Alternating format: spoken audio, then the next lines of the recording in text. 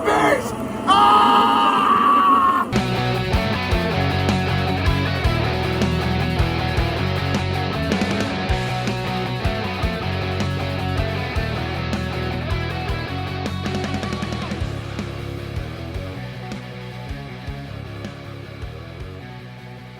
Hello, and welcome to another episode of Not the Bees, the Nicolas Cage filmography podcast. I'm Elizabeth.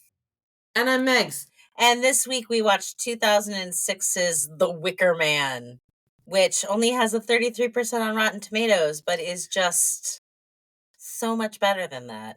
Ed is a beat cop from California. One day he sees something fly out of a station wagon on the highway. He stops to retrieve the item, a doll, and then chases the wagon down and pulls it over.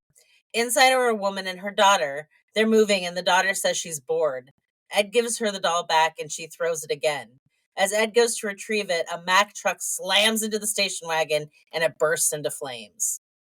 Ed runs back and tries to help. He can see the little girl through the back windshield and takes off his helmet to smash the glass. As he reaches into the car towards the girl, an explosion throws him back into the asphalt. Some days later, Ed is at home recuperating. Another cop stops by and drops his mail off. She says they still haven't found the bodies of the woman and her daughter from the station wagon. Once she leaves, Ed opens his mail. There's a letter from a woman he used to be engaged to. Her name is Willow, and she's saying she needs help. Her daughter is missing. She lives on a small island in Puget Sound called Summer's Isle and begs him to come as soon as he can. Given that he has 2 weeks of leave left, Ed decides to make his way up north.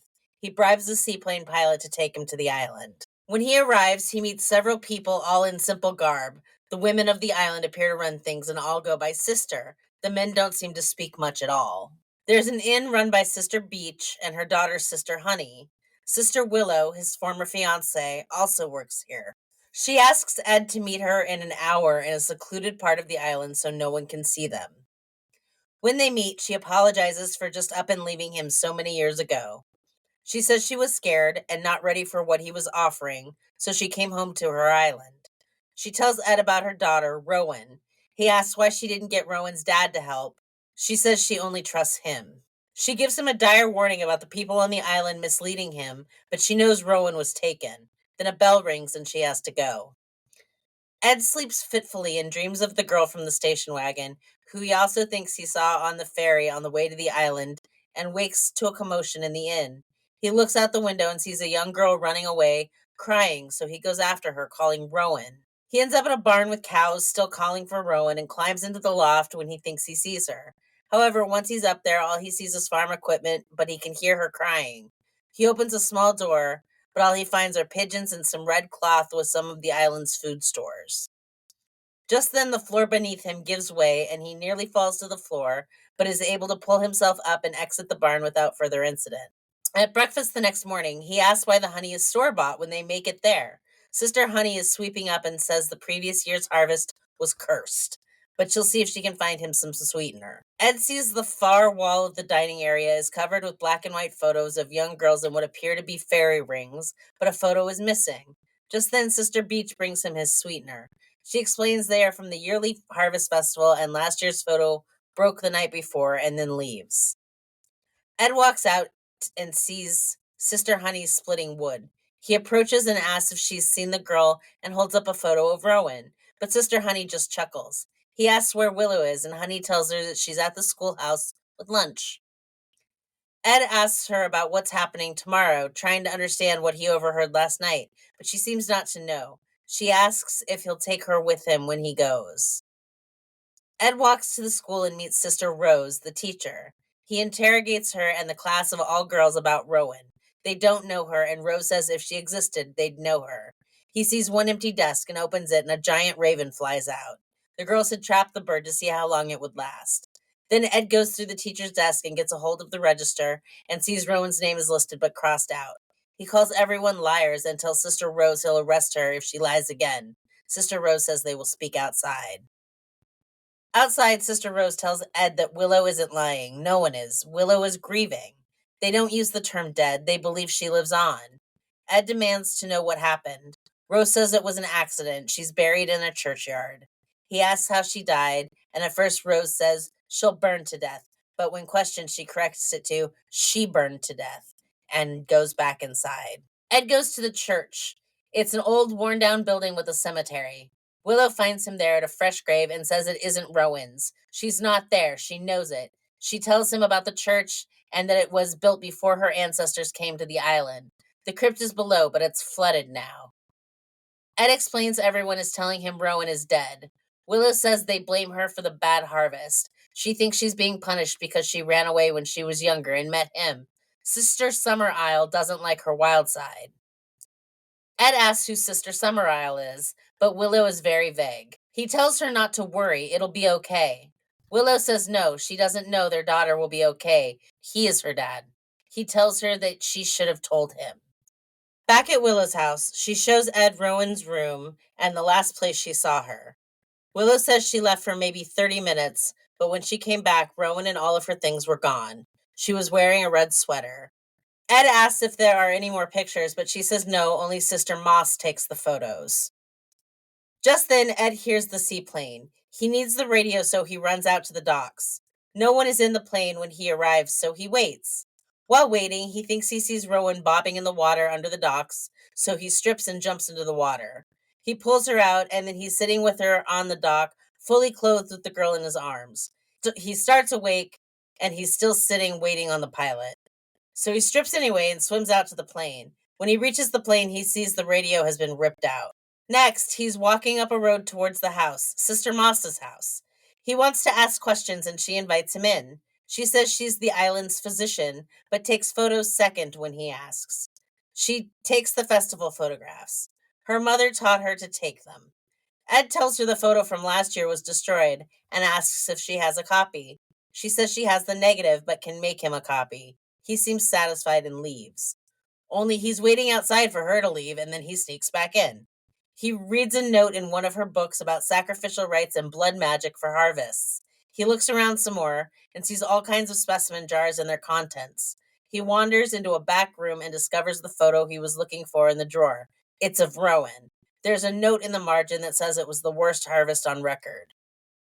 Ed takes the photo and goes back to Willow's house. He's angry at her for being part of the festival. He wants to know why she didn't tell him. He wants to know what the day of death and rebirth is, but she doesn't know.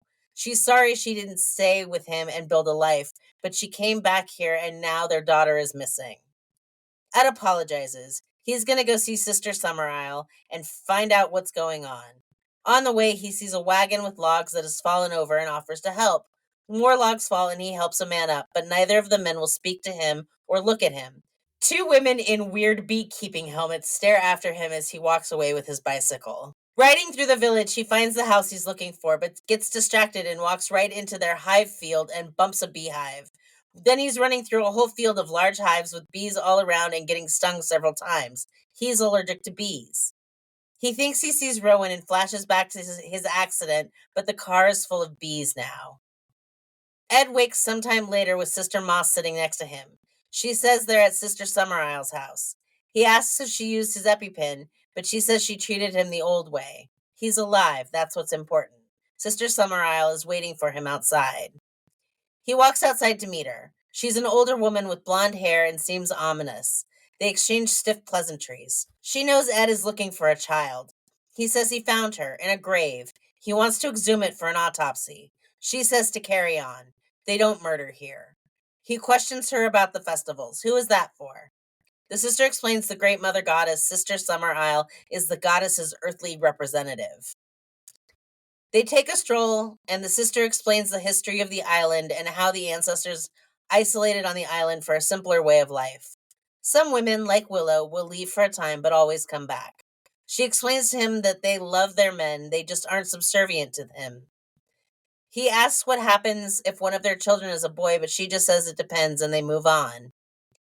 Ed demands answers about his daughter. He wants permission to open the grave. She says she's already given it, fascinating to speak to someone from the outside, then sends him on his way. Ed returns to the graveyard and digs, but it's just a doll with a burned face. He thinks he hears crying coming from the flooded level of the crypt, and he follows it. He breaks the lock on the door and goes inside. He finds a grate over what looks like running water, and he opens it and jumps in. He doesn't see anyone in the water, but he finds a red sweater. As he's looking, someone closes the grate behind him and traps him in the flooded room. There are only about 6 inches of space between the water and the grate, and he has to hold on to it to keep from falling into the water and drowning. While he holds on to it, his mind flashes back to the accident, getting thrown from the car, his coworker visiting before he came here. Ed holds on to it all night long until Willow finds him and lets him out. He shows her the sweater, and Willow confirms it and the doll are Rowan's. He tells Willow to go home and wait for him. He thinks something bad is about to happen. He can feel it. He runs to Sister Summer Isle's house, but can't find her. She's in a large room with several attendants who tell her when he leaves, which he does after opening a door with a naked girl sitting in a chair covered in nothing but bees. As he runs, he sees Sister Rose on her bike with a mask of a raven on her face. She says they're preparing for a ceremony of death and life. He steals her bike and rides back to the inn. All the men are there, and he says he needs their help, but no one responds or even looks at him. Ed runs out and begins going door to door and makes everyone take their masks off to make sure it's not Rowan. He runs to a small cove and finds a dead man with his mouth and eyes sewn shut and his left hand stripped halfway up to his forearm. No skin or muscles, just bone. Masked women are above him to watch. Back at the inn, Sister Beach is pulling out a bear costume to wear to the ceremony. Ed returns as another sister is leaving and punches Sister Beach without saying a word and steals her bear costume. Sister Summer Isle, meanwhile, is beginning the ceremony and leading the island inhabitants through the town. Back at the inn, Sister Honey catches Ed and they scuffle before he knocks her out and runs. Now in bear costume, he joins the island people in their procession to the ceremony and moves next to Willow. A short time later, the group come to an opening and are surrounded by thick woods, and Rowan is tied to a stake with wood at her feet. It looks as though she will be burned alive. Ed breaks from the group and moves towards the stake. He punches the woman standing next to it and then takes off the bear head and tells Rowan he's there to help, and he cuts her loose before running off with her through the woods. They run aimlessly for some time before he puts her down. She points the way to go, and he follows her out into a big field where everyone is gathered, just as she was meant to. Now we find out that Willow lured him here. He's about to be a sacrifice to their goddess to bless the harvest. Willow is Summer Isle's daughter. She was sent to the mainland to meet a man and get pregnant so he would be connected to the island by blood, but a stranger as the ritual calls for. Ed pulls his gun as everyone begins to circle him. He threatens them to stay back, but when he tries to shoot someone, nothing happens. Willow emptied the clip. The group descends on him and they break his knees. Then they shove a basket on his head and funnel bees into it that sting him until he passes out. The basket is removed and Sister Moss uses one of his EpiPens on him so he doesn't die. He needs to be alive. The island folk carry Ed to another field some ways away in a tarp. There's a giant Wicker Man built in the field. Its arms and legs carry the other sacrifices, goats and food, waiting for the final piece. Ed is strung up by his ankles and hoisted into the head of the Wicker Man. Rowan is sent to light the structure. All of the people of the island chant, "The drone must die!" as they watch while Ed screams as he is burned alive. Cut to 6 months later. We're in a city and 2 guys, one of whom is James Franco, are in a bar looking to hook up, but failing. They then spy 2 women that beckon them over. It's Honey and Willow. Willow and one of the guys go up to the bar for drinks. Honey asks James Franco what he does. He says he just graduated the police academy. She asks where he's going after this, and he says home to his apartment. She asks him to take her with him when he leaves, and he says he will. She smiles at the sound of Ed's screams play in the background, and the scene fades. The end. Megan, I really like that you added into the write-up the scene with the bees and, oh God, no, not the bees, Yeah. because it's not in the theatrical release. It's not. I actually had to go and dig that scene up on YouTube. It's only about 3 minutes, but they cut it from the theatrical version. So what happens is in the theatrical version, you just see the crowd coming around him and you see them like sort of mob him, but you don't see them take him down. You just hear an overplay of the sounds that it makes when his knees are broken as they're carrying him to the Wicker Man. And like, that's so stupid. It's so dumb. Like, it's one of the most iconic scenes of his filmography, and it was cut from the theatrical release. Like, it's not even popular with the people that went to the theater to see it. It's popular because the people that bought it as the director's cut on DVD with that scene still in made it that popular. And that's why our show is named Not the Bees. It's the whole fucking thesis for this show. Yeah. And also, it's not just in the another aside, theatrical release. Correct. Just another aside. The other guy at the bar at the end is Jason Ritter. Oh. With James Franco. I was like, I know that guy, but I couldn't figure out who he was, and I didn't bother to look him up. Yeah. You absolutely know him because you know his dad. So, but yeah. So, Elizabeth, what did you think of this movie? I liked it on the whole. I like that it's kind of the psychological portrait of this man going completely insane because everyone around him is driving him completely insane. Mm-hmm. What did you think of it? I actually really enjoyed it. For what it was, M. Night Shyamalan was just beginning to, like, find his legs in the industry. So everyone was kind of doing, like, mysterious suspense thrillers. But the thing that I like about this movie that's so much different from other things that we've seen that are, like, similar, is the brightness, the color. And, like, yes, the people, the inhabitants of the island are, for the most part, in sort of, like, drab, sort of, like, earth colors, but they're not dark. They're, like, pastel, or there's a lot of white. It's a very bright sort of, and, like, you don't expect it to be as fucked up as it is, because it's like a Hansel and Gretel house. It's very welcoming, and you don't know that you're about to get cooked inside of it. Yeah, except that the islanders are not very inviting. Like, they're not. Lured. It doesn't make a lot of sense because they lured him there. No, I'm talking about the color of the movie. Draws you into this false sense of security. Like, it's so bright. Like, okay, these people are weird, and this is obviously a cult, but, like, and it's like a murder mystery, but, like, they're gonna find the kid, and, like, it's gonna be okay. Like, it lures you into this false sense of security. There's going to be a positive outcome. And then they put Willow in these very bright, vibrant colors. Yes, all of her dresses were on contrast purpose. Her, yeah. Yeah. Where, like, they would have, like, a light blue color, like a periwinkle sort of. She would have, like, almost a navy. And, like, bright, jewel-toned accents. Which should have been a key, like, pulling you in. Like, it was all fucked up, but, like, I honestly didn't realize that she was a part of it until the end. That was kind of a good twist to me. What did you think of it? It's okay if you disagree. No, I thought she looked constipated through the entire film. Oh, she did. She did. She was 100% chosen because she was gorgeous. Yeah. She's a very beautiful woman. Give me a second, I'll pull up her name. She looks almost, I want to say she looks almost Greek. So she's got that, like, ethereal sort of goddess with the very curly, dark hair, big, bright, light-colored eyes. What's her name? Kate, is it Behan or Behan? Beahan? I don't know. You're right. She was very one-dimensional the entire time.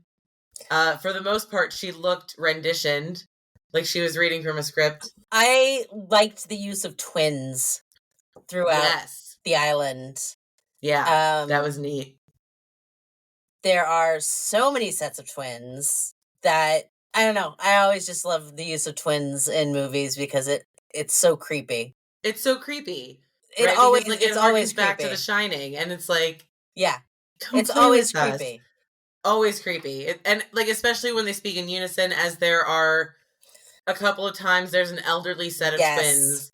And there is a very sort of, like, overarching, like, supernatural tone to the movie. We don't see any kind of magic, but there's obviously a very deeply held belief by these people. So to them, it is very real. I also just want to take a second to shout out real quick. The wonderful actresses that played the sisters that we got to see. Ellen Burstyn is Sister Summer Isle. She's never not amazing. She's never not amazing, but she's also part of the trap, right? Because when we meet her, she's glowing. Yeah. And like it's at that point just before evening when the sun is brightest on the horizon of the water. Like, and she's wearing this beautiful like cream and like sort of orange sickle colored shawl. And like her hair is beautiful and radiant. And she's just the sweetest woman. Wonderful. We've already said Sister Willow, but Dr. Moss is played by Frances Conroy, the incomparable Frances Conroy. Love her and everything. Molly Parker played Sister Rose and her twin, Sister Thorne. And I love Molly Parker. Yeah, she's wonderful. I didn't touch on the twin aspect there because there was only the one brief scene that was like 15 seconds long. Right. And then Lily Sobieski played Sister Honey, Sister Beach's daughter, who's played by Diane Delano. This movie is not very stacked, but where it is stacked, it counted. I felt like we got the performances that we were expecting of the people that were cast. I thought the acting was great. I have no problem with the acting. I do have a little bit of a problem with some of the writing. Say it. Speak it. And it just is so dull. He's so one-dimensional. Everyone is really one-dimensional in this movie. There's no real room for depth. And you're not wrong. That can get a little boring. You're not wrong about that. You're not wrong. There is a part of me that felt like the movie was trying very hard to be a Hitchcock film. Yeah. Which is not necessarily the wrong aim. I don't think that it was a terrible imitation. It's obvious that it's not, because it's not the fucking Birds. It's not Vertigo. It's not. So this is a remake. Have you seen the original Wicker Man? I have not. I've never seen the 1973 version, no. I think that this is also based, I think this might also be based on a play or a book or something as well. So no, I've not seen any of the previous iterations of this. Have you? I did see the 1973 version, but it's been a good 20 years. So I do not feel safe making any comparisons to it. Yeah, I think that's fair. I don't know. I'm disappointed at how low of a score this film has, because for the problems that it has, and it does have problems. It absolutely has problems. It doesn't have a very strong script. There are certain like plot holes. One of them I put in the write-up because I made a note about it. Like, where the fuck did this guy come from? The body that he finds on the beach of the man with his mouth and his eyes sewn shut and his one arm that's like stripped of flesh and muscle and meat, like it's just bone halfway up his forearm. Like, where did that come from? Why is that there? How is like, it was the airplane pilot. He was the airline pilot. Fine, but like, he didn't look like the airline pilot at all. I don't know if it was just a bad. I didn't think he did, because I thought it might have been the airline pilot, and then I went back and I was like, he looks nothing like him. So I don't know if it was just a bad dummy that they were making. So I don't know. That part didn't make any sense to me. I would have liked to know a little bit more about the festival that he was unwillingly participating in. That would have been, nice. I mean, yeah. I do know a bit of it because I know a bit of history about like the Celts and stuff like that. And they absolutely burned Wicker Men as harvest sacrifices to the different gods before, like, whatever, like, especially if they had a bad harvest. And they absolutely did burn people alive. So, I mean, like, all of that is true. Like, that's a real thing. And it was, like, a merry, festivus time. But typically the person being burned was a volunteer. It was not someone that was forced into the situation. I do also think that during that scene at the end, Ellen Burstyn's makeup looked very Braveheart, and that kind of fucked with me for a second. I was like, why does she look like this?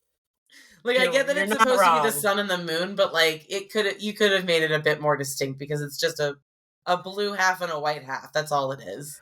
I don't know. What would you rate this movie? I feel really ambivalent about this movie. I would give it a C. Would you? But you really liked it. What would you give it? I did actually really enjoy it. I think that I would give it a B. Like, I think overall, I think the acting was spot on. It's really, and like, when it comes down to it, like, it's really not the fault of the actors. if they have to carry a bad script, they're doing the best that they can. This is what they were hired to do. And I think that they delivered well. Like, I think all of their scenes were good. I think that I don't know. I like the weird on the aisle cult aspect of it. Like, I would give it a B, but I would also be comfortable giving it either a B- or a C+. No, we can give it a B. I like I said, I'm ambivalent about it. I don't really feel very strongly one way or another. That's fair. I enjoyed it, but it is very watchable. Don't feel very strongly about it. What would we give the caginess of it? I think I agree with you. I think that his performance actually fell flat. I think that everyone else that we encountered far surpassed his performance. I don't know what it was about. Maybe it just was not something that he was into. I don't know, but like, being generous is a C. I kind of feel like he's like a D+, maybe. I don't know. What's your thoughts on that? I would give him a C. I would go C. All right, we can give him a C then. And I do want to point out that while there is a desecrated church in this movie, he did not desecrate it. No, therefore, it doesn't count. I was actually going to bring it up because someone else trapped him inside of it with the intent to commit murder. So that therefore is... I mean, but they weren't actually trying to kill him, but they were being nefarious. It was a nefarious deed. Should we count it? My answer is yes, though. No, it's not. It does not count as a church desecration. Boo. Okay, that's fair. We'll let it slide this time. The next time, though, that he gets locked in a flooded catacomb beneath a church, a former church, it's going in. Split the diff. Thank you for following along with us. We are on social media at Not the Bees Pod on Instagram. We're on YouTube at Not the Bees Pod. And if you're feeling generous, we have a Patreon at patreon.com/notthebees.